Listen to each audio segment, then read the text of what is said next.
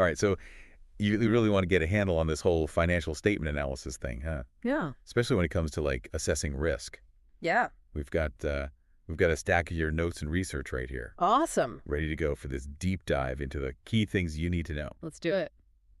We're going to unpack definitions of all sorts of financial risks, Oh, different frameworks for analyzing them, and that all-important concept of accounting quality. right.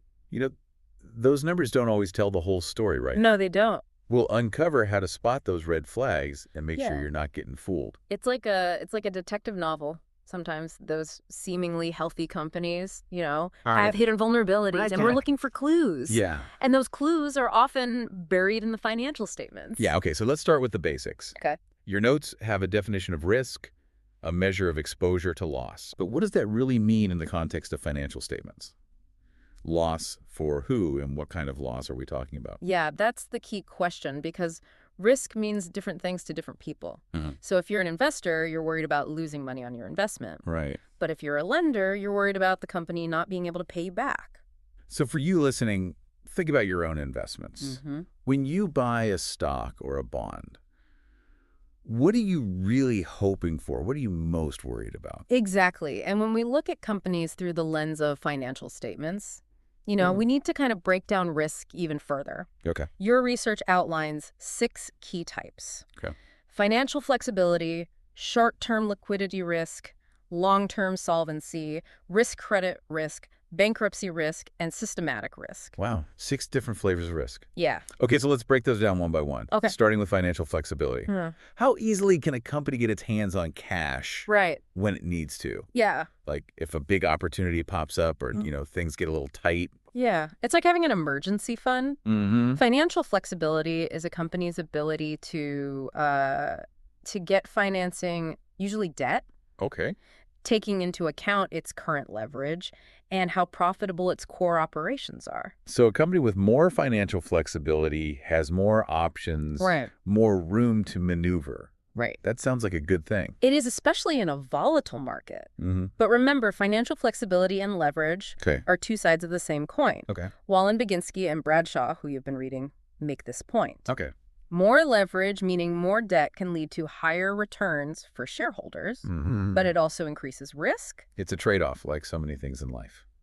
Higher potential reward often comes with higher potential risk. Exactly. So how do we as analysts or investors figure out if a company has struck the right balance? That's where we start digging into the numbers. We can Mhm. look at things like debt ratios to see how much debt a company is carrying I see. compared to its assets or equity. And remember, context is key.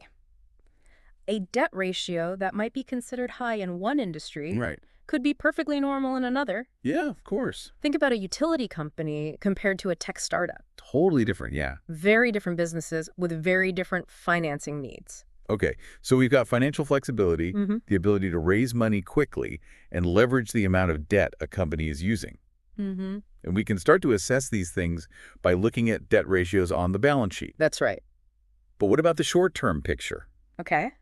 What if a company can't pay its bills in the short term? Yeah, That's got to be a big problem, right? absolutely. That's called short-term liquidity risk. Okay. And it can arise from a couple of things. Okay. Sometimes it's simply a timing issue. Right. Cash isn't coming in when the bills are due. Yeah. Other times it's a symptom of too much long-term debt. Mm-hmm. Those big principal payments can really sneak up on you. So it's like living paycheck to paycheck, but on a corporate scale. You might be profitable on paper, but if you can't cover your immediate expenses, you're in trouble. Exactly. How can we see this potential problem brewing in the financial statements? What are the warning signs? Ratios are our friends here. Okay. 2 key ones for assessing short-term liquidity are the current ratio and the quick ratio. Yeah. These ratios tell us how well a company can cover its short-term liability Sure. with its short-term assets. Okay. Break those down for us. What are we actually looking at in these ratios? The current ratio is pretty straightforward. Okay. It's current assets divided by current liabilities. Okay. So you're looking at things like cash accounts, receivable money owed to the company, and inventory, and comparing that to things like accounts payable money the company owes and short-term debt. So a higher current ratio generally means a company is in a better position to pay its bills in the short term? Exactly. Okay. It suggests they have a cushion, a bit of breathing room. Yeah. But again, context is crucial. We need to compare this ratio to other companies in the same industry. Sure. A supermarket with tons of inventory might have a very different healthy current ratio Yeah. than a software company with most of its assets in cash and receivables. Right, that makes sense. Wha- What about the quick ratio? How is that different? The quick ratio, sometimes called the acid test ratio, is even more conservative. Okay. It excludes inventory from current assets Okay. because, inventory isn't always easy to sell quickly. It's like trying to pay your rent with a bunch of stuff from your garage sale. Right, Might not be yeah. so easy, right? Exactly. So the quick ratio gives us a more worst-case scenario view of liquidity. Exactly. It's a way of saying if things get really tight, Uh-huh. how quickly can this company turn assets into cash to cover its obligations? Okay, we've got financial flexibility and short-term liquidity. We've talked about ratios. Right. But what about EBIT? Okay. I saw that mentioned in my research. So EBIT stands for earnings before interest and taxes. Okay. It's a measure of a company's operating profitability. Mm-hmm. And it's used in a lot of different calculations. Okay. It can give you a better picture of a company's core earnings power Mm-hmm. without getting bogged down by things like how much debt they have or their tax situation. So it's a way of comparing apples to apples, Exactly. even if companies have very different capital structures or operate in different tax jurisdictions. That's right. That makes sense. And EBIT is a key ingredient in some important ratios we'll talk about later. Okay. For now, just remember that it's a good way to gauge a company's ability to generate profits from its core operations. Got it. So we've looked at the short-term picture, but what about a company's ability to stay afloat over the long haul? How do we assess that? Well, that's where long-term solvency risk comes in. Okay. It's all about a company's ability to handle its debt obligations over the long term. Right. So not just meet next month's bills. Exactly. Those obligations can really add up, and if a company isn't careful, they can become a huge drag on its financial health. To analyze long-term solvency risk, we look at a few key ratios. Okay. Debt ratios, like the debt-to-equity ratio or the debt-to-asset ratio, give us a sense of how much debt a company is using Right, yeah. relative to its equity or assets. So if a company have a high debt-to-equity ratio, that means they've got a lot of debt compared to the amount of money invested by shareholders. Exactly. And that could be a red flag. It might mean they're relying too heavily on borrowed money to finance their operations, which can make them more vulnerable to economic downturns or changes in interest rates. It's like building a house on a shaky foundation. Right. If things start to get rough, that foundation might not be strong enough to support the whole structure. Exactly. So debt ratios are a key piece of the puzzle. What else should we be looking at? Coverage ratios are also really important. Okay, These tell us how easily a company can cover its interest expense with its earnings. right. The most common one is the times interest earned ratio, also known as the interest coverage ratio. Okay, remind me how that one works again. What are we actually calculating? It's pretty simple. You take a company's EBIT, remember that's earnings before interest and taxes, Right. and divide it by their interest expense. Okay. A higher number here is generally better because it means the company has a bigger cushion, more breathing room to make those interest payments, even if their earnings take a hit. Got it. So if a company has a times interest earned ratio of, say, 2, that means they're earning twice as much as they need to just to cover their interest expense. Exactly. They could afford to see their earnings drop by 50% and still be able to make those interest payments. Wow. But if that ratio is closer to 1, then any little hiccup in their earnings could put them in a tough spot. Makes sense. High debt ratios and low coverage ratios, those are definitely red flags when it comes to long-term solvency risk. Right. Now, we've talked about a company's ability to handle its debt, Mm-hmm. but what about its overall ability to get financing? Isn't that a separate issue? It is, and that's where credit risk comes in. Credit risk is all about a lender's assessment of a borrower's ability to repay a loan. Okay. Lenders look at a lot more than just the numbers on the financial statements. Oh, really? They also consider qualitative factors, things that are harder to quantify but still really important. Like what? Give us some examples. Well, they'll certainly look at a company's cash flows, their collateral, what assets they could pledge to secure the loan, All right. and their overall capacity to take on more debt. Mm-hmm. But they'll also look at contingencies, Okay. things like pending lawsuits or regulatory issues, Gotcha. and any conditions or covenants attached to the loan, such as restrictions on dividends or additional borrowing. So it's kind of like getting a mortgage. The bank doesn't just look at your income and assets. They also look at your credit history, your other debts, and even your employment stability. Exactly. They want to be reasonably sure you can handle the payments. Right. And lenders will also consider the character of management. Are they trustworthy? Are they competent? Do they have a track record of making sound financial decisions? Those things matter. It's interesting that we're talking about character in the context of financial analysis. Yeah. It reminds me of that famous story about Walt Disney being denied a loan because a banker didn't like his clothes. Right. Sometimes it's not just about the numbers, it's about the people behind the number. Absolutely. Financial analysis is a blend of art and science. You have to look at the hard data, the ratios and trends, but you also have to consider the softer factors, the qualitative aspects that can't be captured in a spreadsheet. Okay, we've covered financial flexibility, short-term liquidity, long-term solvency, and credit risk. Right. That's a lot. But I think we need to address the elephant in the room, Okay. bankruptcy risk. It's not a fun topic, but it's a reality of the business world. What happens when a company simply can't pay its debts? Is it game over? It's definitely a serious situation, but it's not always game over. Bankruptcy risk is the likelihood that a company will be forced to file for bankruptcy because they can't meet their financial obligations. There are a few potential outcomes when a company faces financial distress. Like what? What are the options? Well, sometimes they can restructure their debt, maybe negotiate more favorable terms with their lenders. Okay. They might sell off assets to raise cash or merge with another company to improve their financial position. Okay. But in some cases, they might have to liquidate, meaning they sell off all their assets to pay their creditors. And that's usually the end of the road for the company? Often, yes. Yeah. But there is a process for companies to try to reorganize and get back on their feet. Okay. That's what Chapter 11 bankruptcy is all about. Yeah. It allows companies to continue operating while they work out a plan to repay their debts. So it's not always a death sentence. Some companies can actually emerge from bankruptcy stronger than before. It's possible. Think of it like a financial timeout. It gives companies a chance to pause, take stock of their situation, and come up with a plan to fix things. But it's a long and difficult process, and there's no guarantee of success. Yeah, of course. Now, the question is, can we predict if a company is headed for trouble? Can we see the warning signs before it's too late? Is there a crystal ball for bankruptcy? Can we look at a company's financials and say, yep, they're going down? No crystal ball, unfortunately. But there are models that can give us some clues. Right. One of the most well-known is Altman's Z-score. Okay, tell us about that. What is this Z-score and how does it work? Altman's Z-score uses a combination of 5 key financial ratios to assess a company's bankruptcy risk. Okay. It looks at things like working capital to total assets, retained earnings to total assets, EBIT to total assets, market value of equity to total debt, and sales to total assets. So it's taking a pretty comprehensive look at a company's financial health, not just focusing on 1 or 2 ratios. Exactly. It's based on a lot of historical data, so it's been tested and refined over time. And it's surprisingly accurate. A low Z-score, typically below 1.81, suggests a high probability of bankruptcy within the next 2 years. A high Z-score above 3.0 suggests a low probability of bankruptcy. So it's not a foolproof predictor, but it's a powerful tool for identifying companies that might be on shaky ground.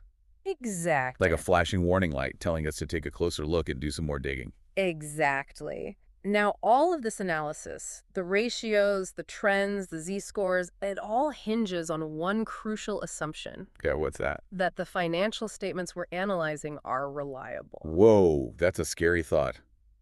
What if the numbers we're looking at are misleading or worse, completely fabricated? Right.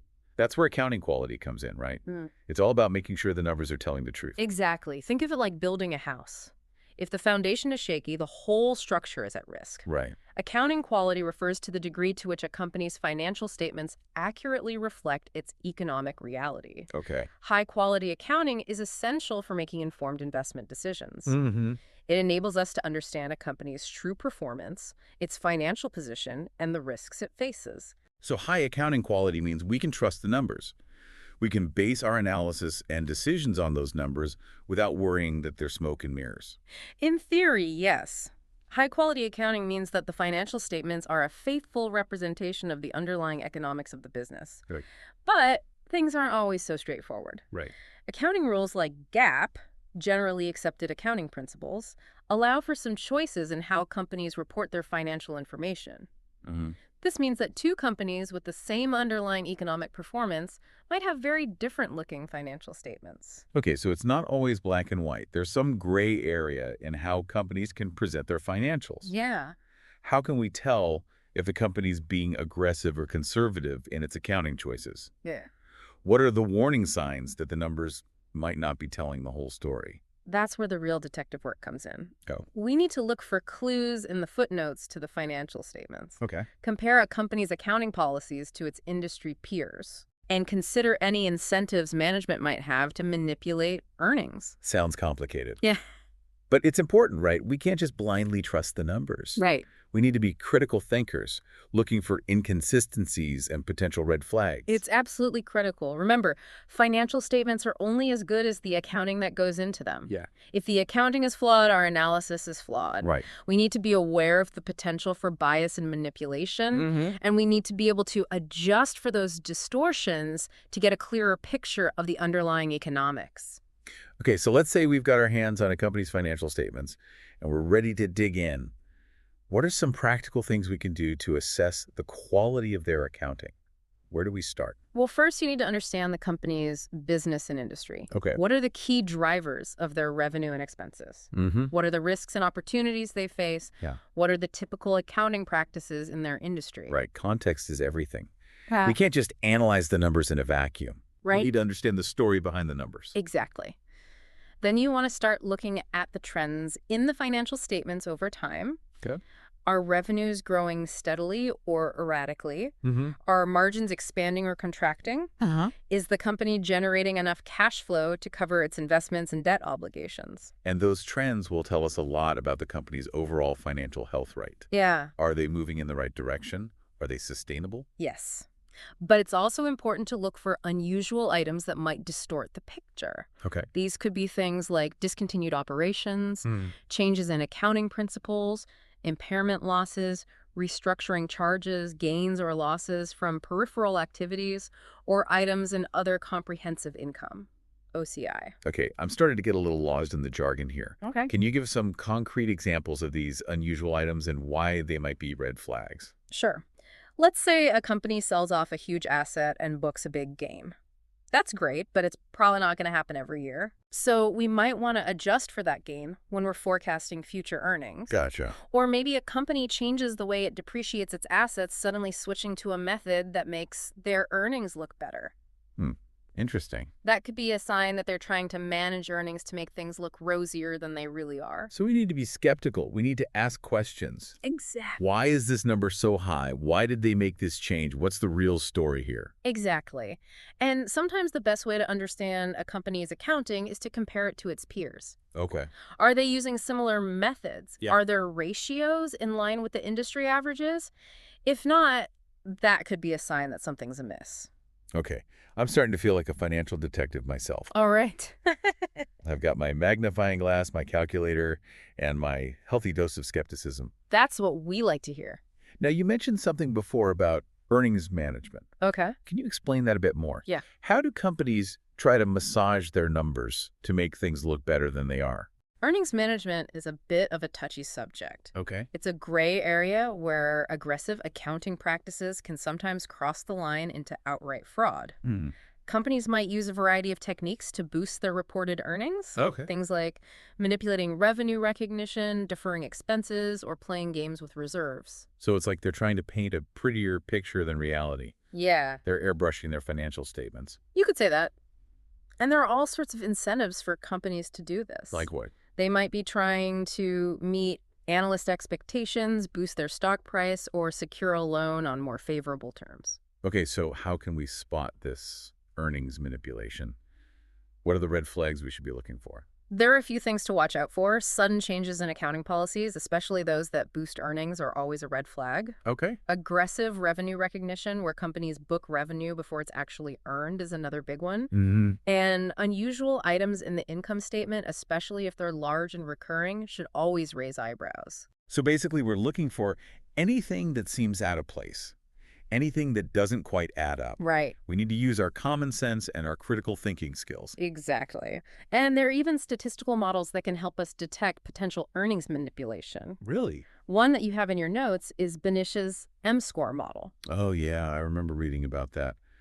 It's a bit complicated, but it basically crunches a bunch of numbers and spits out a score that tells you how likely a company is to be manipulating its earnings. Right. It's not foolproof, but it can be a useful tool for flagging companies that warrant further investigation. Okay, we've covered a lot of ground here. We've talked about different types of financial risk key ratios to watch the importance of accounting quality and even how to spot earnings manipulation. It's a lot to absorb, but I'm feeling more confident already. That's what we like to hear. But we're not done yet. In the next part of this deep dive, we'll look at some specific examples of companies that have faced financial challenges Okay. and how you can use these tools and techniques to analyze real-world situations. Sounds good. See you in part 3. Okay, welcome back. Yeah. Feels like we've been on quite the journey Yeah, through these financial statements, huh? we have. We've talked about all sorts of risks from, Yeah. running out of cash in the short term to taking on too much debt Mm-hmm. in the long term. Yeah. And we've even learned how to be a bit of a financial detective, right? Yeah, that's right. Looking for clues that a company might be trying to, Uh-huh. shall we say, enhance its image Yeah. with a little creative accounting. Exactly. We've seen how those seemingly dry financial statements can actually tell some pretty fascinating stories. Right, and now that we've got all these tools and techniques, Yeah. how can we use all this knowledge Right. to make smarter investment decisions? That's the question, isn't it? How do we put these tools and techniques to work for us in the real world? So first and foremost, remember that financial statement analysis is a process, Good. not a one-time event. Gotcha.